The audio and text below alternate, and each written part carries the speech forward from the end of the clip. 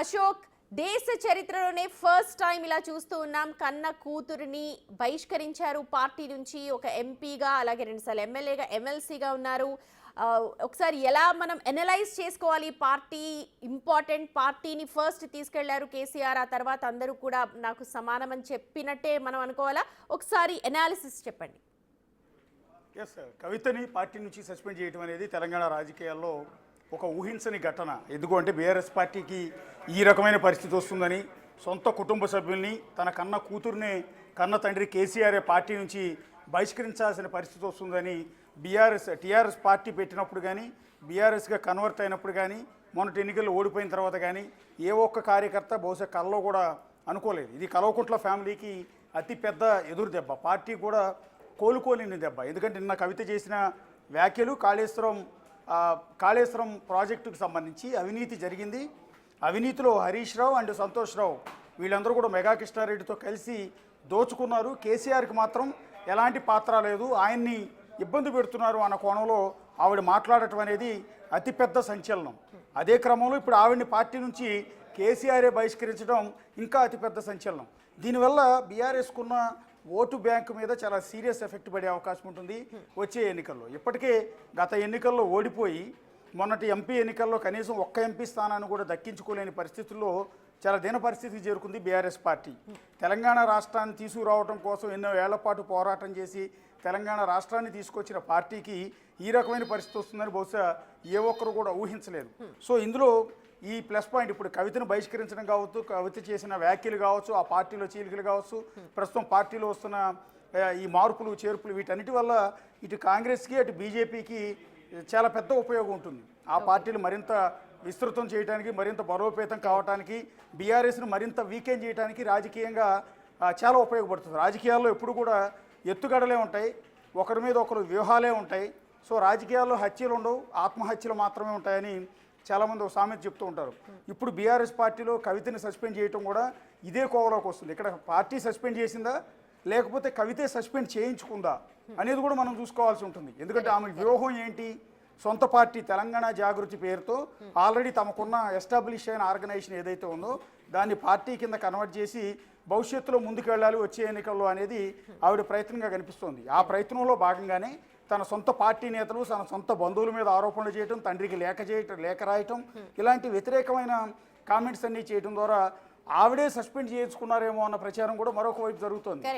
So పార్టీకి వ్యతిరేకంగా comment చేశారు కాబట్టి సస్పెండ్ చేశారు అని ఒక కోణంలోంచి చూస్తే, కాదు, పార్టీకి వ్యతిరేకంగా కామెంట్ చేసి ఆమె తన రాజకీయ ఎదుగుదలలో మొదటి మెట్టులో భాగంగా బీఆర్ఎస్ పార్టీ నుంచి సస్పెండ్ చేయించుకున్నట్టుగా మనం ఇక్కడ భావించాల్సి ఉంటుంది. ఇక్కడ కొద్దిసేపటి క్రితం ఆమెను సస్పెండ్ చేస్తూ రిలీజ్ చేసిన లెటర్లో కూడా మనం ఒకసారి చూస్తే, పార్టీ ఎమ్మెల్సీ శ్రీ కె కవిత ఇటీవలి కాలంలో ప్రవర్తిస్తున్న తీరుతెన్నులు, కొనసాగిస్తున్న పార్టీ వ్యతిరేక కార్యకలాపాలు బీఆర్ఎస్ పార్టీకి నష్టం కలిగించే రీతిలో ఉన్నందున పార్టీ అధిష్టానం ఈ విషయాన్ని తీవ్రంగా పరిగణిస్తున్నది. పార్టీ అధ్యక్షులు కె చంద్రశేఖరరావు గారు శ్రీమతి కె కవితను తక్షణం పార్టీ నుంచి సస్పెండ్ చేస్తూ నిర్ణయం తీసుకున్నారు. ఇక్కడ కె చంద్రశేఖర్ గారు ఎవరు? తండ్రి. కె కవిత ఎవరు? కూతురు. సో ఇక్కడ సస్పెండ్ చేసే లెటర్లో కూడా కల్వకుంట్ల కవితగానే మెన్షన్ చేశారు. కల్వకుంట్ల చంద్రశేఖరరావు తన కుమార్తె కల్వకుంట్ల కవితని సస్పెండ్ చేశారు, వాళ్ళు ఇచ్చిన లెటర్లోనే మెన్షన్ చేశారు. ఇక్కడ ఇది పక్కాగా కవిత వ్యూహం. ఎక్కడ కూడా ఆమె తన తండ్రిని విమర్శించట్లా, తన తండ్రిని ఇబ్బంది పెడుతున్నారు. కాళేశ్వరం ప్రాజెక్టులో అవినీతి కేసులు ఇరికించి ఏకంగా ఆయన అవినీతి కేసులో సిబిఐ ఎంక్వైరీ కూడా ఎదుర్కొనే పరిస్థితికి తీసుకొచ్చారు. వీళ్ళంతా ముందు వీళ్ళని కదా విచారించాల్సింది అన్న కోణంలో మాట్లాడారు తప్ప తండ్రికి అగైనెస్ట్గా ఇంతవరకు ఎక్కడో కూడా మాట్లాడాలి. కాబట్టి రేపు భవిష్యత్తులో చేయబోయేది ఏంటి అంటే, తెలంగాణ జాగృతిని పార్టీ కింద కన్వర్ట్ చేసి తండ్రి పేరుతోనే ప్రజల్లోకి వెళ్ళే ప్రయత్నం చేస్తారు. తండ్రి మంచివాడే, కానీ తండ్రి చుట్టూ ఉన్న దెయ్యాలు మంచివి కాదు. ఇప్పటికే దెయ్యాలని పేరు పెట్టింది, ఆ దెయ్యాలు ఎవరో కూడా రివీల్ చేసింది. అయితే అశోక్, పరిణామాలన్నీ చూస్తే, అంటే లెటర్ విడుదల దగ్గర నుంచి చూస్తే, సరే ఎవరు బయట పెట్టారు అన్న విషయాన్ని తర్వాత చూస్తే, ఇది ఒక వ్యూహంగా, ఒక పద్ధతి ప్రకారం, ఎందుకంటే ఎంత చేసినా కూడా పార్టీ నుంచి రెస్పాన్స్ లేదు, అవతల నుంచి ఎటువంటి రెస్పాన్స్ లేదు, కేసీఆర్ కూడా చాలా మౌనంగా ఉంటున్నారు. అందుకనే ఇంత ఎక్స్ట్రీమ్ స్టెప్ తీసుకొని పార్టీ నుంచి తనంతట తాను వెళ్ళిపోకుండా సస్పెండ్ చేయించుకున్నారు. మీరు అన్నట్టుగా ఇది ఒక అనాలిసిస్ మాత్రమే, ఇది ఏదన్నా అయి ఉండొచ్చు. ఎందుకు చేయించుకోవాల్సి వచ్చింది?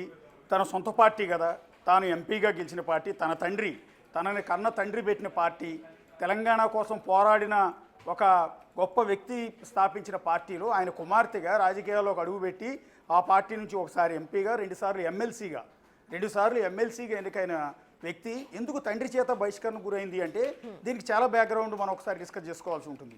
ఎందుకు అంటే బిఫోర్ దట్ అంటే ఢిల్లీ లిక్కర్ స్కామ్ బయటకు వచ్చే వరకు పార్టీలో కవిత పరిస్థితి వేరు.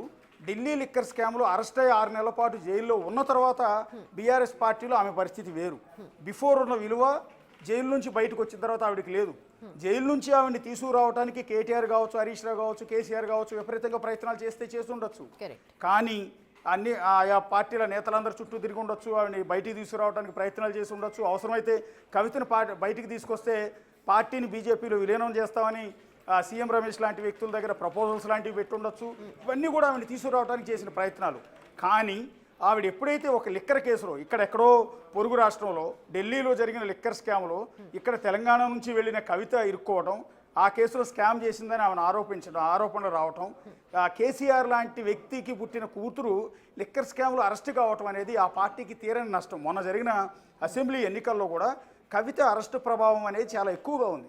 ఎందుకంటే బీజేపీ కావచ్చు, కాంగ్రెస్ పార్టీ కావచ్చు ఎన్నికల్లో ఈ అంశాన్ని జనాల్లోకి విస్తృతంగా తీసుకెళ్లే ప్రయత్నాలు చేశాయి. సో అది పార్టీకి నష్టం చేకూరింది. బీఆర్ఎస్ పార్టీ ఓటు బ్యాంకు మీద దెబ్బతీసింది, పార్టీ ఓటమికి కారణమైంది, ఎంపీ ఎన్నికల్లో ఒక్క స్థానాన్ని కూడా గెలవలేని పరిస్థితికి తీసుకొచ్చింది. కాబట్టి అరెస్టుకు ముందు కవిత పరిస్థితి వేరు, అరెస్టు తర్వాత కవిత పరిస్థితి వేరు. కన్న కూతురు కాబట్టి ఆవిడ తీసుకురావడానికి రకరకాల ప్రయత్నాలు, ఆవిడ బెయిల్ తీసుకురావడానికి రకరకాల ప్రయత్నాలు చేసి ఉండొచ్చు. కానీ ఆవిడ వల్ల జరిగిన నష్టం నేపథ్యంలో ఆమె జైలు నుంచి రిలీజ్ అయ్యి బయటకు వచ్చిన తర్వాత కేసీఆర్ అండ్ కేటీఆర్ వీళ్ళు ఇకపైన రాజకీయాల్లో యాక్టివ్గా ఉండొద్దు అని ఏదో సూచించినట్టుగా కొంత ప్రచారం అయితే జరుగుతోంది. అంటే నీ వల్ల ఈ రకమైన పార్టీకి ముద్రపడింది, ఒక డ్యామేజ్ జరిగింది, ఎన్నికల్లో మనం ఓడిపోయి ఉన్నాం, వచ్చే ఎన్నికల్లో మనం మళ్ళీ అధికారంలోకి రావాలి అంటే నువ్వు సైలెంట్గా ఉండాలి, రాజకీయాలకు దూరంగా ఉండాలి అని కేసీఆర్ కుమార్తెకి సూచిస్తే దాన్ని ఆవిడ రిజెక్ట్ చేసినట్టుగా కొంత ప్రచారం జరుగుతోంది. ఎందుకంటే ఇంత ముద్రపడిన అవినీతి ముద్రపడిన ఒక మహిళగా బీఆర్ఎస్ పార్టీ కేసీఆర్ కుమార్తెగా ఆవిడకి ఇంత పెద్ద డ్యామేజ్ జరిగింది కాబట్టి ఇకపైన రాజకీయాల్లో సైలెంట్గా ఉంటాయి, పార్టీలో ఉండొచ్చు కానీ యాక్టివిటీస్లో చురుగ్గా లేకుండా, రాజకీయాల్లో లేకుండా ఇక పర్సనల్ బిజినెస్లో ఏవో చూసుకోమని కేసీఆర్ ఒక సజెషన్ చేస్తే దాన్ని ఆవిడ తిరస్కరించి తనను అన్యాయంగా అరెస్ట్ చేసిన బీజేపీ మీద పగ తీర్చుకుంటానో, లేకపోతే రాజకీయాల్లో తాను ముందుకెళ్లాలనో, లేకపోతే తన సొంత అన్న కేటీఆర్కి అంతటి ప్రాధాన్యత ఇచ్చి, హరీష్ రావుకి అంతటి ప్రాధాన్యత ఇచ్చి, సంతోష్ రావుకి అంతటి ప్రాధాన్యత ఇచ్చి, కన్న కూతురునైనా నన్ను మాత్రం ఇంట్లో కూర్చోమంటాం ఏంటి అని ఆవిడ దాన్ని ఆ ప్రపోజల్ని రిజెక్ట్ చేసి మళ్ళీ పార్టీ వ్యవహారాల్లో చురుగ్గా ఉండటమే కేసీఆర్ ఆగ్రహానికి కారణం అని తెలుస్తుంది. అప్పటి నుంచే కేసీఆర్ తన మాట వినని, రాజకీయాలకు దూరంగా ఉండమని తాను ఇచ్చిన సలహాను కూడా పాటించకుండా మళ్ళీ అదేవిధంగా ముందుకు వెళ్ళటం వల్ల వచ్చే ఎన్నికల్లో బీఆర్ఎస్ పార్టీకి తీరని నష్టం చేకూరుతుంది. కాబట్టి అప్పటి నుంచి కవితను పక్కన పెట్టినట్టుగా తెలుస్తుంది. అందుకే నేను అన్నాను, లిక్కర్ కేసులో కవిత అరెస్ట్ అయ్యి జైలుకి వెళ్లకముందు ఆమెకి పార్టీలో ఉన్న వెయిట్ వేరు, అరెస్ట్ అయిన తర్వాత అంటే బెయిల్ మీద విడుదలై బయటకు వచ్చిన తర్వాత బీఆర్ఎస్ పార్టీలో ఆమెకున్న ప్రయారిటీ, ఆమెకున్న వెయిట్ వేరు, పూర్తిగా వెయిట్ తగ్గిపోయింది. మహిళగా నిజంగా లిక్కర్ స్కామ్ లో కనిపించింది, ఈమె పాత్ర ఉంది అన్నది మనోభావాలు చాలా మందికి దెబ్బతీసాయి, పార్టీకి నష్టం. అది ఒక సబ్జెక్ట్, కానీ చాలా సబ్జెక్ట్స్ యాడ్ అయ్యాయి. టీఆర్ఎస్ కావచ్చు, బీఆర్ఎస్ పార్టీ ఓడిపోవడానికి ఇది ఒక సబ్జెక్ట్, ఇంపార్టెంట్ సబ్జెక్ట్. కాళేశ్వరం ఉంది, అధికారుల అవినీతులు ఉన్నాయి, చాలా ఉన్నాయి. అయితే పక్క రాష్ట్రం గురించి, ఎందుకంటే ఇక్కడ మహిళ కాబట్టి పక్క రాష్ట్రం గురించి మనం కనిమొళి, ఈమెను కూడా తెలుగు కనిమొళి అని పిలుస్తూ ఉంటారు. కనిమొళి కూడా 2G స్పెక్ట్రమ్ స్కామ్లో ఇరుక్కున్నారు. కానీ పార్టీ అదే విధంగా అలా చేసిందా? లేదు, ఆవిడ డి రాజాతో పాటు కనిమొళి కూడా ఆవిడ అవినీతి కేసులు 2G స్పెక్ట్రమ్ కేసులో అరెస్ట్ అయ్యి జైల్లో ఉన్నప్పటికీ కూడా కరుణానిధి ఆవిడని పార్టీ నుంచి ఎక్కడ కూడా సస్పెండ్ చేసినట్టు సమాచారం లేదు. కన్న కూతురు కాబట్టి కూతురుని కాపాడుకునే ప్రయత్నం చేశారు. స్టిల్ అదే పార్టీలో ద్రవిడ మున్నేట్ర కళగం అంటే డిఎంకే పార్టీలోనే ఆవిడ ఎప్పటికీ కూడా కొనసాగుతూ ఉన్నారు. తన అన్న స్టాలిన్కి పార్టీలో సహకారాన్ని అందిస్తూ ఉన్నారు. సో అరెస్ట్ అయ్యి జైలుకి వెళ్ళిన కూతుర్ని అన్న స్టాలిన్ కావచ్చు, తండ్రి కరుణానిధి కావచ్చు, వాళ్ళు కడుపులో